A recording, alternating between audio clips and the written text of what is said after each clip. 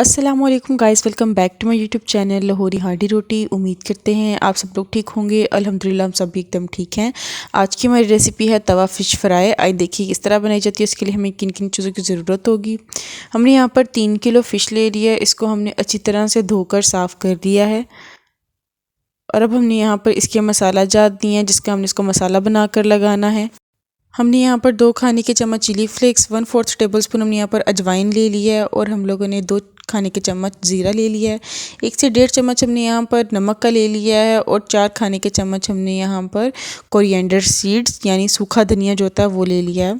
अब हम लोगों ने सूखे धनिए को, अजवाइन को और ज़ीरे को हमने अच्छी तरह से मिक्स करके इनका एक पाउडर बना लेना है। फिर हमने इसके अंदर मिर्च और जो नमक है उसको अच्छी तरह से मिक्स कर लेना है। यहाँ पर ये हमारा जो मसाला है वो बिल्कुल रेडी है तमाम चीज़ों को मिक्स करने के बाद। अब हम इसके अंदर यहाँ पर शामिल करेंगे लीमू। हमने यहाँ पर 2 टेबलस्पून लेमन जूस लिया है, वो हमने इसके अंदर शामिल कर दिया है और इसको अच्छी तरह से मसाले के अंदर हमने मिक्स कर लेना है। लेमन जूस मिक्स करने के बाद हमारा मसाला जो है मछली को लगाने के लिए बिल्कुल रेडी है। अब हम इसके सेकंड स्टेप की तरफ जाएंगे। हमने यहाँ पर तकरीबन 60 से 8 टेबलस्पून हमने यहाँ पर लहसुन ले लिया है। लहसुन का हमने यहाँ पर पेस्ट बना लिया है। ये तकरीबन 60 से 8 टेबलस्पून यहाँ पर लहसुन का पेस्ट है, वो हमने तमाम मछली पर अच्छी तरह से अपने हाथों की मदद से अप्लाई कर देना है। इस तरह से आप लहसुन की क्वांटिटी अपनी मछली के हिसाब से कम या ज़्यादा कर सकते हैं।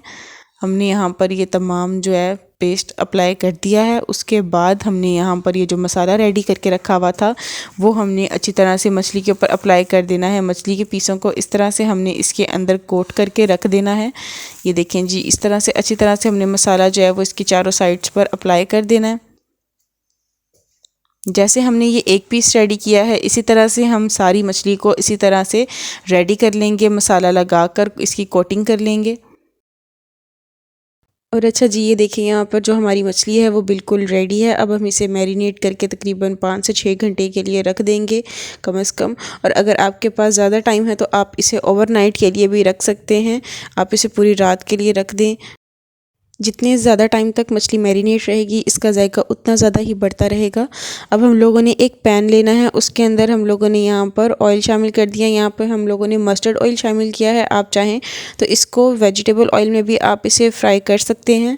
हमने यहाँ पर मस्टर्ड ऑयल शामिल किया है। मस्टर्ड ऑयल को हम लोग तब तक गर्म करेंगे जब तक ये अच्छी तरह से हीट अप नहीं हो जाता और इसकी जो कच्चीपन की महक है वो चली नहीं जाती, तब तक हम इसे कुक कर लेंगे।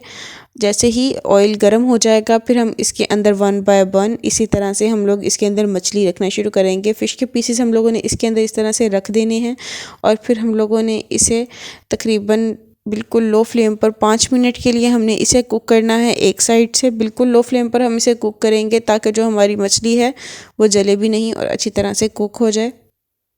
जैसे ही मछली का एक साइड से कलर गोल्डन ब्राउन हो जाएगा फिर हम लोग इसकी इस तरह से साइड चेंज कर देंगे।